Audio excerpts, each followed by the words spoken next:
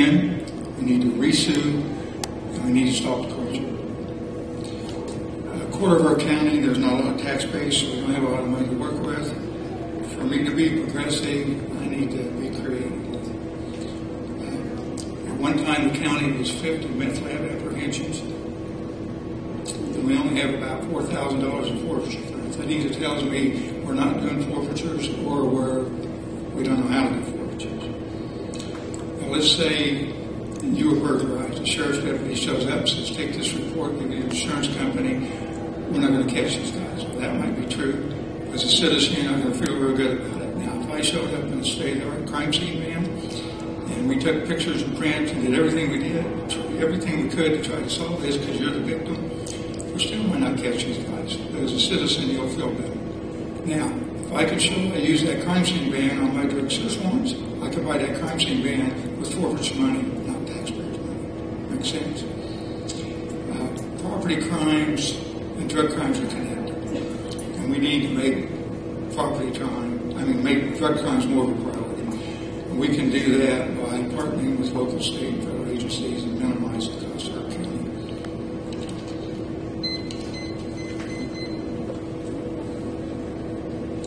We'll now have the closing remarks from the four candidates, starting with Corey Shields.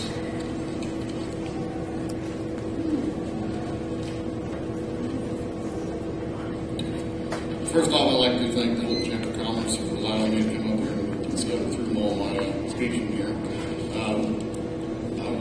You've got kind of a late start on our campaign. We got in under the deadline June 1st, so we've been trying to make up a lot of time. I'm planning to be out to the Jackson County Fair this year. You'll see me out there and my family out there. Got any questions, feel free to come up and ask me on that. We will be there all week long, and I want to thank these other three gentlemen here for their time coming up here. Also, you have a lot of resources that you can work with on the three other candidates, and I would appreciate your vote on August 7th. Mr. McNicholas.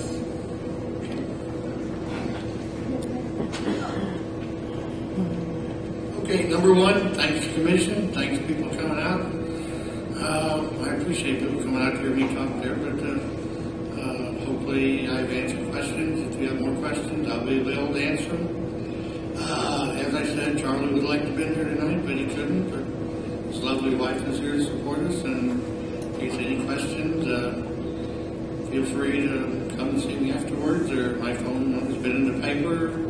I can give it to you again, but like I say, just I'd appreciate a vote and confidence. Let's just make this short. So I thank you all, and let's have the next person. Jim Hahn.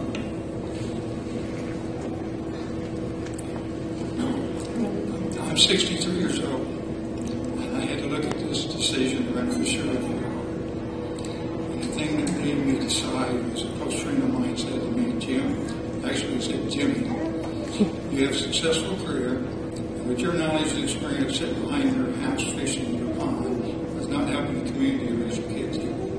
So he pretty well stuck the knife and twisted it. I have 30 years of actual professional law enforcement experience. I worked in the largest sheriff's department. I worked for 4 different sheriffs. I was able to work in different divisions within the sheriff's department, and this prepared me to be a sheriff. Now, I was dedicated and loyal to one department for 23 years, and as a sheriff, I'll be dedicated and loyal to Jackson County citizens. This will be the only job I do. As Senator Pat Roberts always said, experience counts, and I appreciate your vote on August 7th.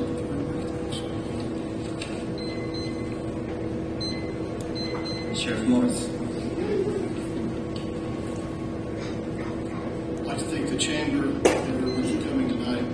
Over the last year, we've had many good things happen at the Sheriff's Office. I've been very blessed to have some of the brightest and best in Kansas law enforcement working for me right here in Jackson County.